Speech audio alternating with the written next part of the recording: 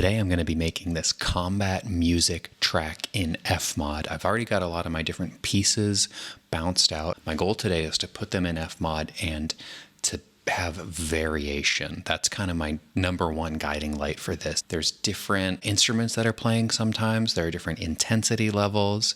There's some randomness. There's sections that happen in different orders. There's sounds that you hear sometimes, but not other times. Really, the goal is to not have the listener hear the same thing more than once, maybe ever, but in general, just a lot of changes so that you've got the same kind of quality for this track. You know, you still have, it sounds like we're in the same section, but we get all of these little changes everywhere that add up to something fairly different rather often. So I'm going to start here in FMOD. I am going to do the thing that we need to do first, which is import all of these sounds. So I put, I think, everything in this folder that has all of my different sections that I labeled, and I'm going to just pop them all in here. And I think that it got everything except there's a folder in the folder. It did not like the folder in a folder. I don't know that I've ever tried to do that before. I think I highlighted it, but either way, I'm going to slap all these fills in here too. That's going to be one of our things that I'm actually pretty excited to do, the fill stuff here, because I've got some ideas.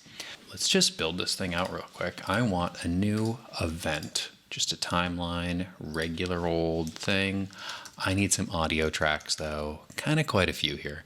Now this might be overkill because I don't know that I really normally would want this many audio tracks playing in an FMOD session, but I'm trying to have some fun over here. I'm trying to make something that really changes and uses all of FMOD's capabilities to do that and to have those changes within this.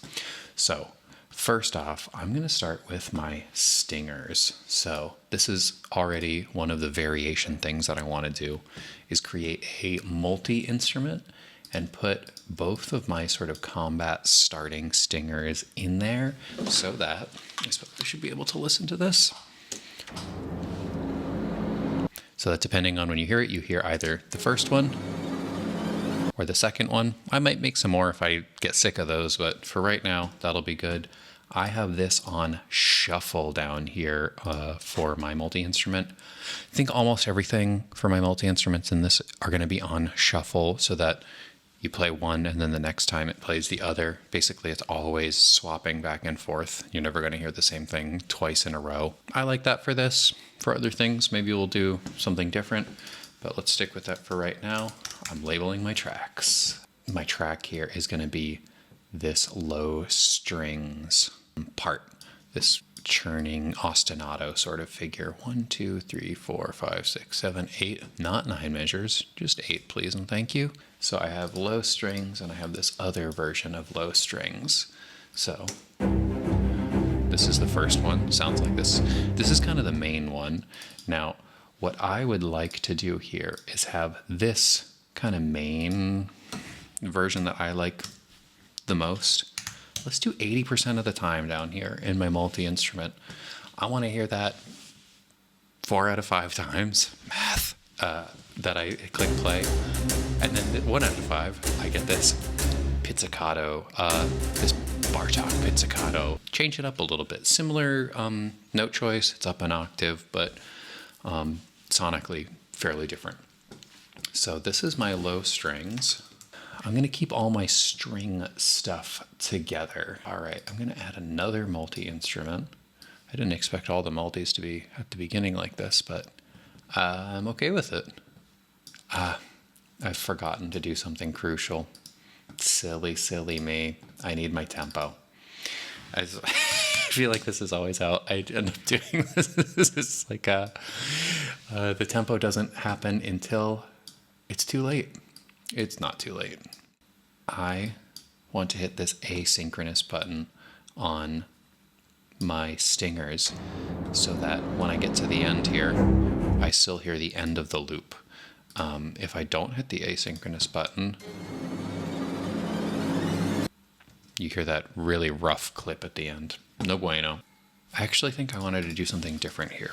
Not a multi-instrument. I wanted to do a scatterer for the violas, because my idea for this particular one, this is a shorter phrase that's only every, like a 2-measure phrase, I believe.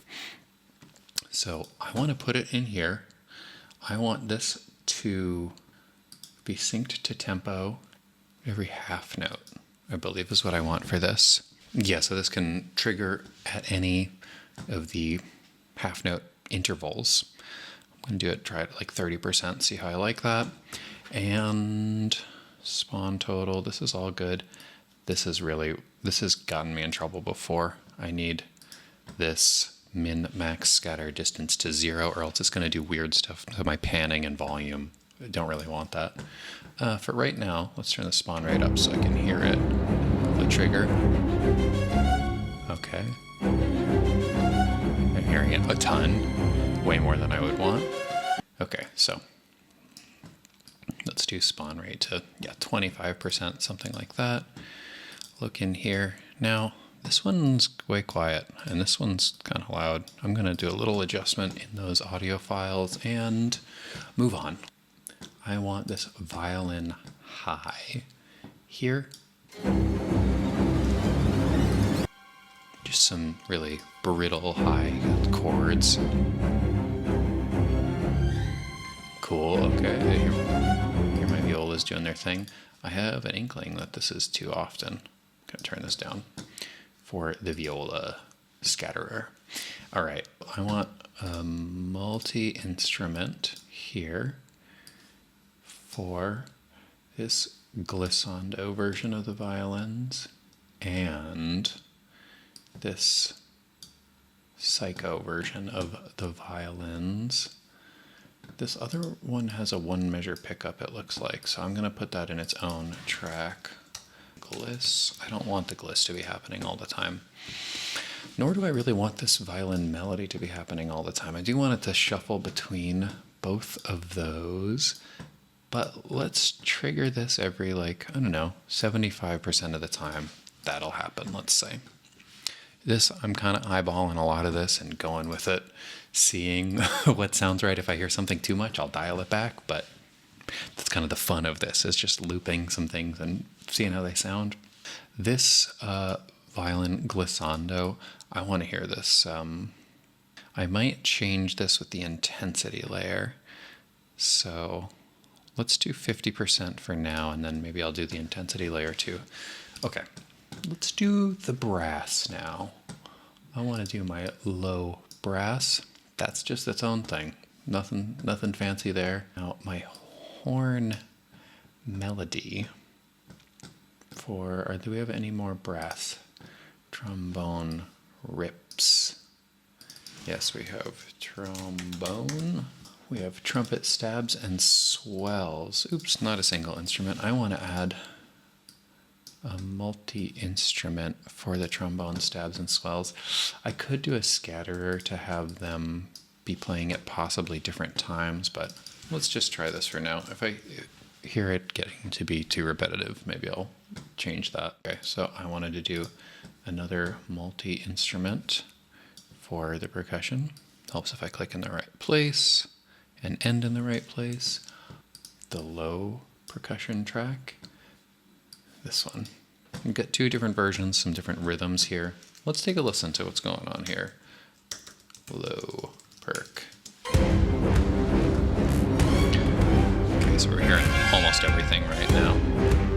This version of this percussion is doing mostly just quarter notes here, and the other one is kind of playing along with the other rhythm. Okay, we're hearing that violin melody. Cool, we got some tails going on at the end there. That's okay for now. We're gonna do some fades. I would like my timpani to be in my percussion section too. I've got a high loop, not enough tracks. Give me a couple more. Probably more than that, actually. Yeah, this is a little bit ridiculous. This is very possibly too many tracks. We've got our high percussion loop. We need our synthesizers. I want to do another multi-instrument for my synthesizers because I have a few different versions, these three, that I want to flip-flop between for some different variations. And I also want this a transitions track here because I've got a couple like risers and transition things going on. 2 measure transitions. Let's put them in the same spot. 2 measures, counting, multi-instrument here. 2 measures. I'm going to async it there. Put the transitions. Let's just shrink this down a little bit. Set track height to smallest. There we go. Everything fits now. I want colors though. This is important.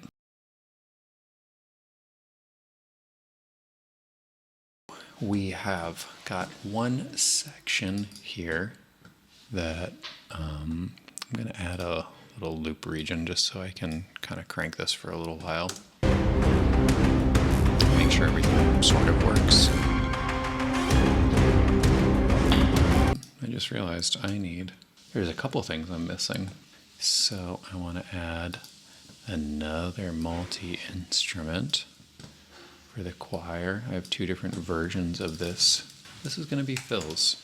Let's put this in the percussion. I'll put it at the top because I'm going to mess around with it probably the most. I want to do something cool here. This is what I was mentioning before. I'm going to use another scatterer. I'm going to have this set to tempo every 2 measures. And I want it to play one of these fills every time. I got to set this to 0 or else it's going to mess with my panning and everything. All of these fills, I guess I have some older versions of some of them in there. For right now, let's just hear what it sounds like if it plays all the time. Okay, it wasn't quite at the beginning, so it didn't trigger.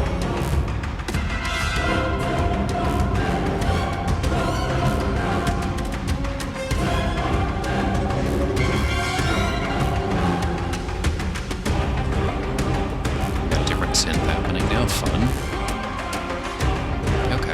Every time we hear this, it's going to select from one of these and have it play. Play it at the right time here. It's going to click the first one.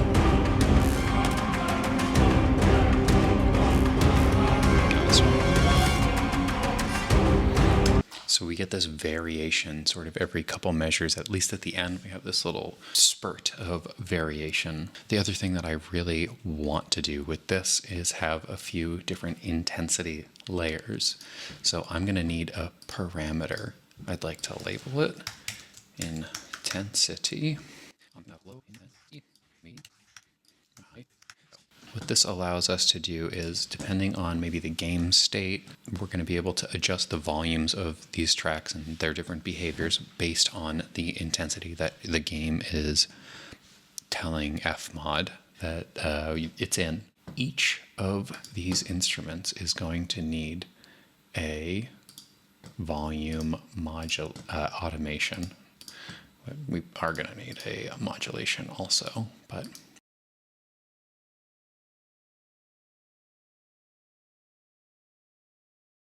so we've got all of these. I'm going to go through each of them. And what we have an opportunity to do here is decide our volumes at each intensity level. So here for my low strings, I just want to dial it back just a hair for my low and medium intensity and high intensity. Keep it full. I want those pretty much the whole time. The viola part, I want that to be playing. Let's leave that full the whole time because I want to maybe just mess with my probabilities there. This is the violin melody. Let's take a listen to this. Violins. Oh, this is the high violin part. I should label better. That's fine. I'm going to have it dip a little bit for the high intensity to make some room for other stuff. Now this violin melody, I guess I didn't click on the automation there. We're going to be choosing between one of these couple violin melodies. All right, for my low intensity, I want it to be pretty present. And then for my high intensity, let's drop it back just a little bit because I have other stuff that wants to shine. All right, and then the glissando thing, let's actually just have this for the high. I want to save that low brass. This is where it starts to build a little bit. Nothing for that. I want to do just a little bit for medium and then full for low. This is probably not going to be audible. My horn line, I like my horn line all the time actually. That one I just want to have happen not all the time. Did I do that? Let's see. Where's my horn? This trigger behavior. Yeah, let's just have it be like 30% of the time. That might play because I like it, but I don't want to hear it all the time. These are those trombone rips. I really just want those for the high intensity. Maybe a little bit here. The trumpet part, definitely not low. Let's have it a little bit in the medium also. And then high, full volume. The fills. Now, I want the fills to be present the whole time. I'm going to do something slightly different controlling the fills, but let's drop the volume by just a couple of decibels for these just to make it kind of fit nicely. 4 sounds good. Low percussion. Now this is, I'm not really sure if I want this in the low intensity version. It might be too much, but it might be kind of nice too. Same with the timpani. I definitely want it here. Let's have the timpani just for the high. How about? Does that make something different? No. This high percussion loop, kind of want the opposite. I want it to be playing for the low stuff and then make some more room for the high intensity versions because there's a bunch of other stuff going on there. And the high percussion, that one, I want to be full volume here and then slightly crank up. Synthesizers, I think I want them not to be there for my low intensity and then crank up here. Choir only for high. This is kind of the big guns for the high intensity is the choir transitions. I'll just, actually, I'm going to dial them back a little bit here. The thing that I was saying that I wanted to do with some of this was instead of adjusting just the volume at the intensity levels, I want to play with the probability, the spawn rate. I want to add an automation to this spawn rate based on intensity. So that's going to change the percentage of the time that when we get to this every 2 measure cycle, maybe 10% of the time for the low intensity it'll trigger a fill, maybe 50% of the time for the high intensity, and like 90% of the time, let's say, for the high, 50 for the medium. So when I change between those, it's going to cycle. I'm thinking about doing that for the synthesizers too. Let's see what it sounds like. Let's see what we feel like doing. All right. Right now, we've got some of these different intensity versions, but you can hear as I just click between them, it just shifts immediately between the different versions. It doesn't sound smooth at all. So each of these instruments is going to need another modulation on them, and it's this seek speed. So that's the speed at which the volume dial gets sort of turned here, the amount of range per second that we have. So all of these are going to need add modulation seek. I want this to be about 0.2. I think that should work for most of these.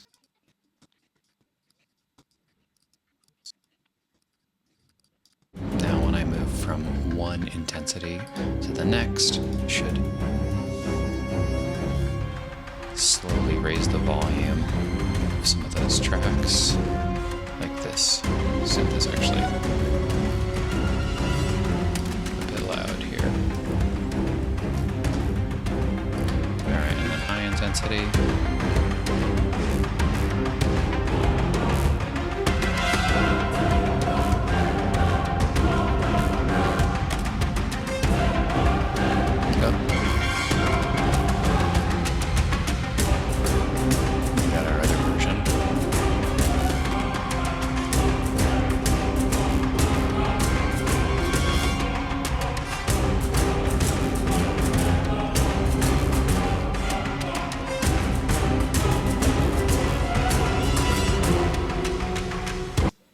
Okay. I had one more. My woodwind rips. I think they need to be right there. I'm going to add all the same stuff.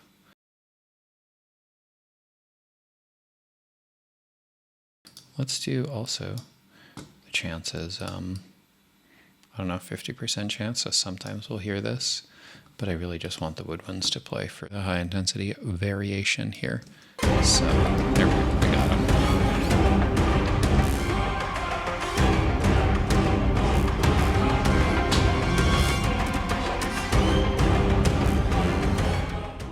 We have got this A section, this beginning. I'm going to add a destination marker here. Marker A. That's perfect. That's what I want it to be. Okay, so we are going to really be doing all of the same stuff. We're going to have a marker B for our B section.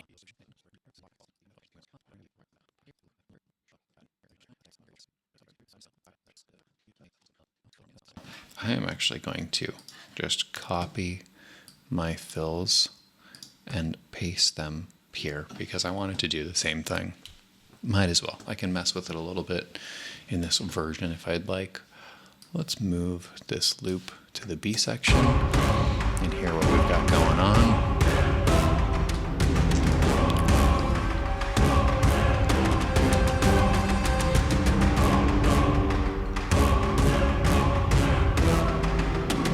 That's high intensity. Let's do the low version.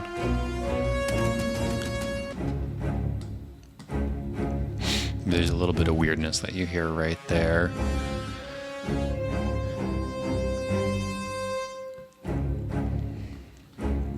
With the repeat. All right, horn. That's a lot. Did I really have horn at full volume? What I really just want for this horn, it's fine that it plays, but I want it to play like 30% of the time or something like that, like we had before. Okay, so this is low. This is medium.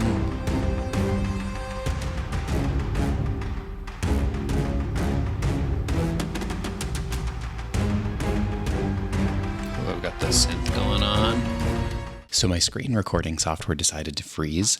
I did a little bit more of this. I'm going to walk you through some of the steps that I did to complete some of the sections and some other stuff that I'm going to do also. What I ended up doing over here was dragging in some of my assets into this section C here.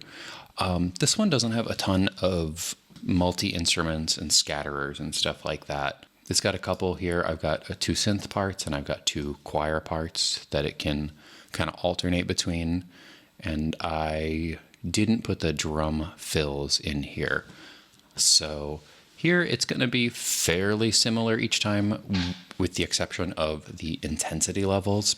This is something that if I listen back to this more and I find that I hear this and it sounds too similar, if this is the part, the sticking point that annoys me, then I can add a little bit more, a couple different versions or takes or something like that. But for right now, I'm taking it. And I put in everything for my D section as well. So this is C. There's a couple other little things you might hear if you're listening that I got to talk about too. So this one has a similar kind of feel to A, with a couple other melodies and instruments. Oh, cool, we're gonna get the D section now. This one's much more open and spacey. I wanted this one to really break up the consistency of some of the other sections where you're hearing strings all the time and horns and everything. So this is a lot of percussion and kind of sound effects and synthy sounds going on, which is a fun sort of change. I am gonna switch that to the high intensity version and just take a listen to D. This is with everything in there.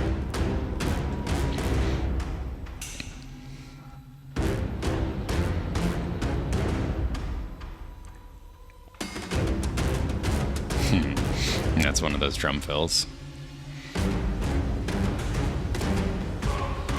And now it went somewhere else. Don't get ahead of me. Come on, I'm not there yet. So we've got those two sections. They've got a couple little transition cluster fills, a multi-instrument riser here. This is the same one that I used before for that transition. The other thing that I put in here that I have not talked about is this metals percussion scatterer instrument that you see at the bottom of all of these. So this is something fun that I wanted to add to, I guess, each of my sections here. We'll see if maybe I want to take it away from one just to change it up. But I have a few different of these metals sounds. So this is like a clanging percussion type sound. And if I solo this, I guess we're going to play at the D section here. You'll hear it will pick from one of these 5 sounds. So I recorded a few different versions of these. I have this triggering quantized to the tempo, and any given eighth note this can trigger. So it's going along, and for this intensity that we're at right now, it has a 15% chance to spawn at any given eighth note and play one of these 5 metals sounds. Now, the other difference that I messed around with, I really was thinking I wanted some of these on some like syncopated 16th notes sometimes too. And that's not an option here. It goes up to eighth notes, but that's all. If maybe there's a way to get 16th notes that I'm not aware of, let me know. But for right now, we do what we can, and that's just bounce out a version that's delayed by a 16th note. So here, 2 of these are delayed by a 16th note. So it'll trigger, and then 1 16th note later, it'll actually play this particular sound. So we get a kind of mix of 2/3 of the time, it's going to be this offbeat 16th note, and then the other part that's going to be just on the 8th note. The other fun thing that I kind of wanted to do for this, oh, that one's different. I changed this one. I don't know that I wanted that. So if you look here, this spawn rate automation, if you click on spawn rate and you do add modulate or add automation, rather, that would be right here, then you can add automation and then based on intensity or whatever other parameter you want. So here, when we're at the low intensity version, at least in this section, it has a 5% chance of spawning one of those metals sounds. So there's one. It's like fairly rare, but it's present, which is kind of what I wanted. There's another one, but if we go to, let's say, high intensity over here, we're gonna have a 15% chance. And this is busier, this is fuller. I'm cool with this being a little bit more present.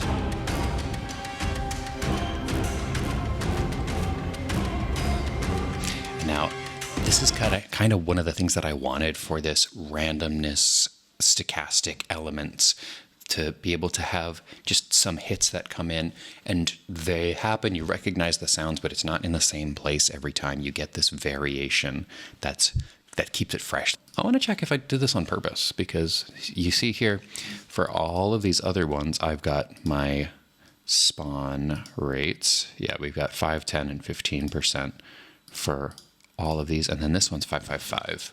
Is that what I want for the high intensity version of this? 5%?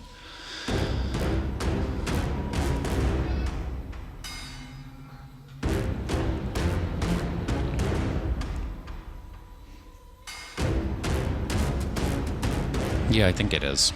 All right, that's what I wanted. It's a little bit more spacey in that section, and it didn't seem appropriate having a bunch of them.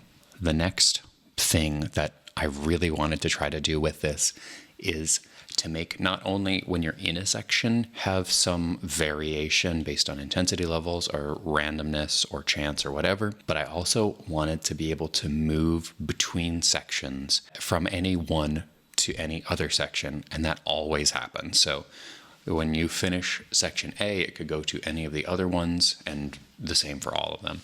So what you've got to do here is play with these transition 2 markers. And I figured something out much more recently than I'd like to admit with these, and I'm going to share it. We've got markers for A, B, C, D, and this transition 2, you would just right click and add transition 2, and then you pick your marker A, B, C, whatever.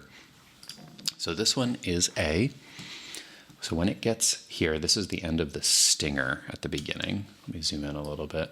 So once the stinger plays, you're going to hit these transition 2 markers. I've got A, B, C, D. Let's just share the secret to start out with. When you double click on these transition 2 markers, actually, I think I didn't make this fade at the top. This is kind of the whole point. You get these fades that go from where you're coming from to where you're going to, and you get all this transition material. You can put things in here and different tracks. This is really, I think, where a lot of the fun is in FMOD. When you get to play with, when you're going from places to other places, you can mess with those transitions and make it feel smooth and make it feel consistent no matter what's sort of happening. For this marker A, you get to transition. Now, if you just double click and close it out or double click and open it, but if you just make another marker B, it's not going to have all of these fades. You got to manually go in and make all of them. And for the other section markers where you're going to and from, you have different amounts of fades that you're going to need for each section, from each section to each section. Doing that for all of these, let's see, I have 4, 5, 6, 7, 8, 9, 10, 11, 12, 13, 14, 15, 16 times going through all of these tracks. Very annoying. I don't want to do that. So if you just make one of them, copy it, and then you can just change the destination. So here, what I did is I made A, I think, and then copied it, and then just changed, instead of from marker A, I changed it to the destination B. And then this is the other key about doing these destination markers and moving from section to section, is you want to change it based on this parameter that I made here, this destination parameter. So if you add a new parameter, I did a labeled parameter, destination, and then I just did A, B, C, D, and that's it. So now what's going to happen is when that parameter gets set to one of those values, on that condition, it will go to that location. So here, if the destination value is A, it will go to marker A. If the destination value is B, it goes to B, C is C, and D is D. Makes sense? But we need some way to set that destination value, and that is with one of these little buddies down here, the command instruments. So just on a separate track here, I did a right click, create a command instrument, add a command instrument, and that's this little thing pops up. All that we're going to do for this one is have set parameter. Let me open up everything. And then you choose the parameter you want it to set. Destination is the one that I want. And then for this, I'm choosing one of the middle values, because I am also, if you do add modulation random, this is how I am getting it to choose, on hitting this command instrument, it chooses kind of any one of these values, because the random is set over here to 100%. And if I shrink it, you see that little blue bar, teal bar, I don't know, shrink or grow out from sort of the center of where you choose. When it hits this command instrument, this is going to choose a random destination value, and then one of these markers will be triggered, and it will go to one of those 4 places. Now, if I hit play at the beginning, we get the stinger, and then, where are we? B. So it doesn't start at the beginning. Kind of fun. If we hit play again, stinger, A. Cool. It chooses one of the stingers, one of the sections. We've already got some variation. One more just for fun. Now we're in this D section. And depending on what your intensity level is, you might get one of the other versions of these sections. That is kind of the idea with the transitions. At the end of each section, I also have transitions, but this is the real kind of difference here that I wanted to talk about. So when I'm at the end of section A and I want to go to section B, what I really wanted to do here is not just repeat the same section. So that's kind of my rule with all of this, is it always goes to something else. The way I have my command instrument set up, it could choose value A at the end here. If that happens, these wouldn't work unless you have it set up down here. So at this marker, if I want to go to section B, I'm going to do that whether it's value A, so I would add parameter condition, destination, and then value A, or, oops, well, I'm going to do them all again. add destination A, and then I'm going to make sure to click or B, because I'm never going to have A and B chosen by that command instrument. It's going to flip between them. It's going to choose one or the other. So if it chooses A or B, it will move to section B. So it actually has a 50% chance of moving to the following section. These other values, it's only value C, it moves to marker C, and if it moves to value D, it moves to marker D. Those ones have a 25% chance. So it's slightly weighted to continue just from one section to the next, which I'm cool with. I like that order, but I like that there's also a 50% chance it goes somewhere else too. Each of these sections, I copied one version and pasted it, and then just changed the destinations and the values again so that we get all of this fade information to move between these sections smoothly. So I did that here at the end of section A to move everywhere else. Now also at the end of section B, I have marker to C, and I did the same thing here, where if it's value B or C, we move to C, 50% chance of moving on. D moves to D, and then back to A for value A. And guess what? Same thing over here. C and D at the end of section C move to D, A moves to A, and then C moves to C. D or A moves to A, B is to B, C is to C for the end of section D. So what that means is if I hit play at the beginning here, it's going to play the stinger. It will play one of these sections, B. And then at the end of B, I don't know where it's going to go yet. We're going to see. Let's change the intensity. Let's say maybe it moves up to high here. We get these seek values moving up. Oh, that synth is playing. Kind of fun. I forgot that was there. Now we're at A. Oh, and we get the Bartok pizzicatos going on in the strings. That's a fun little difference.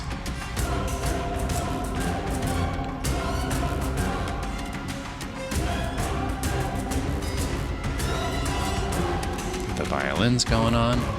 And now we're actually back to B. So we did B, A, B. We've got a repeat here. This is one of the interesting things that might happen is you come back to another section again shortly after. Let's see what's next.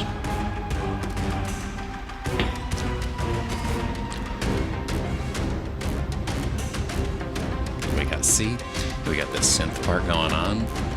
It's fun to hear those layers get revealed and be like, oh yeah, that's a thing. I'm reminded of it, but I'm not annoyed by it. It's just kind of fun. Get those medals going.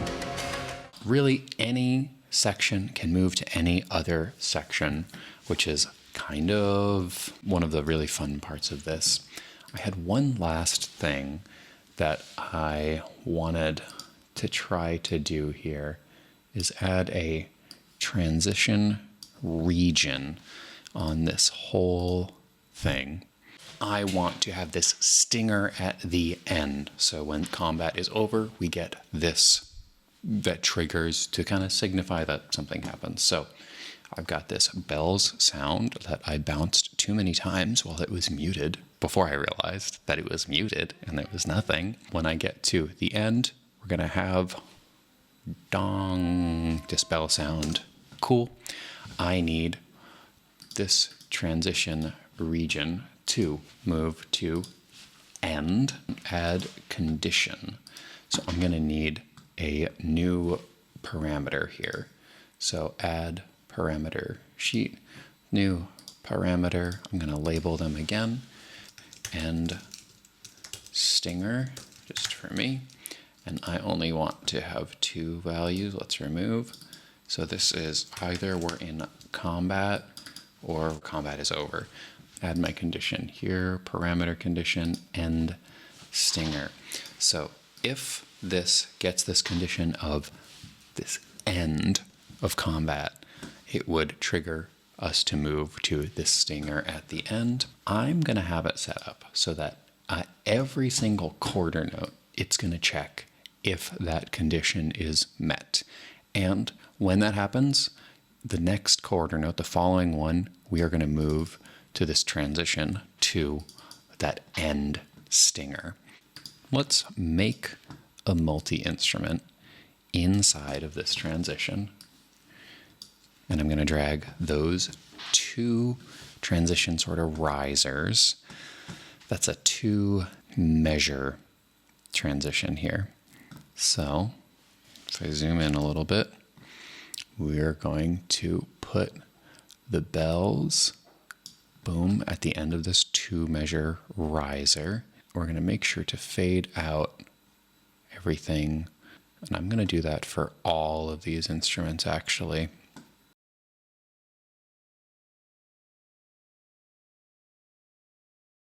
And then the command instrument doesn't need anything. Okay, so we've got these 2 measures of transition. It's going to fade out. We're going to hit that bell. Let's see if it works. So let's say we are in this section C.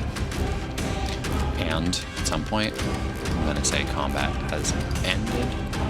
We're going to trigger this.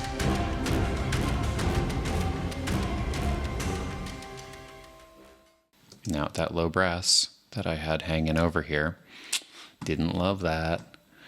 You want to know what? I think I'm going to move all of these back a little bit further. I kind of wanted a little bit of overlap, but it felt like too much. I didn't really hear this guy. This bell needs a little bit more juice. I'm going to turn it up. I'm going to back these off. We are in combat. Let's go to C again.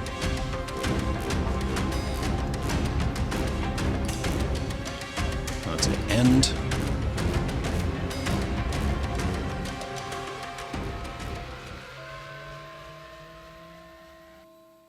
I didn't love the placement there. Feels like it should be on the downbeat. I'm going to go every 1 bar instead. Let's see how that feels.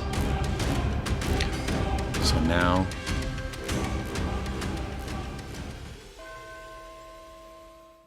I'm not a fan of this.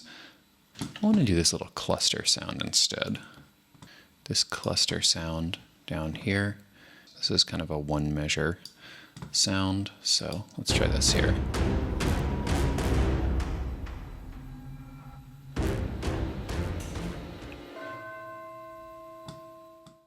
I might mess around with that a little bit more to clean it up and make it feel a little bit more full at the end there, but that's kind of the idea. So we have a transition region that brings us to our stinger at the very end.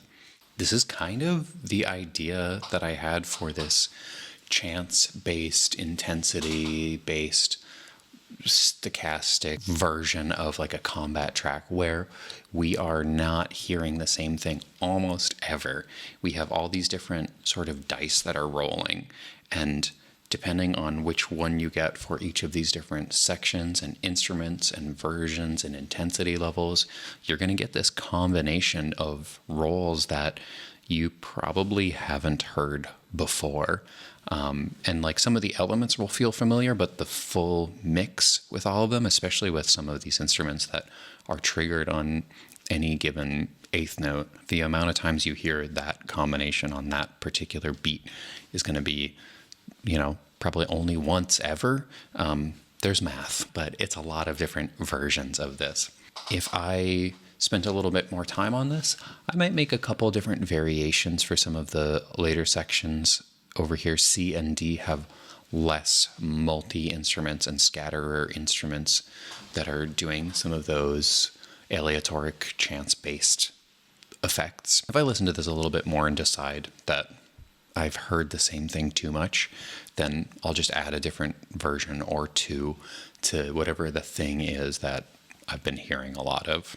I like that we're moving from section to section all the time. I might put a couple other variations of stingers at the beginning or at the end to vary that. It's not just all randomness by any means. Everything is pretty tightly constrained, but you get to play within those constraints. It really feels like a live music sort of situation where everybody's playing the same song. You've got your drummer and they might play a different fill or a slightly different rhythm here. And you've got your piano player that might add some notes or play a different voicing. And all of these things come together to something that is really akin to a live music type of sound where you're not exactly sure what's going to happen. It's going to be the song, but it's a little bit more fun and exciting in some ways to listen to than a track that just moves from the beginning to the end. There's no change, no variation ever.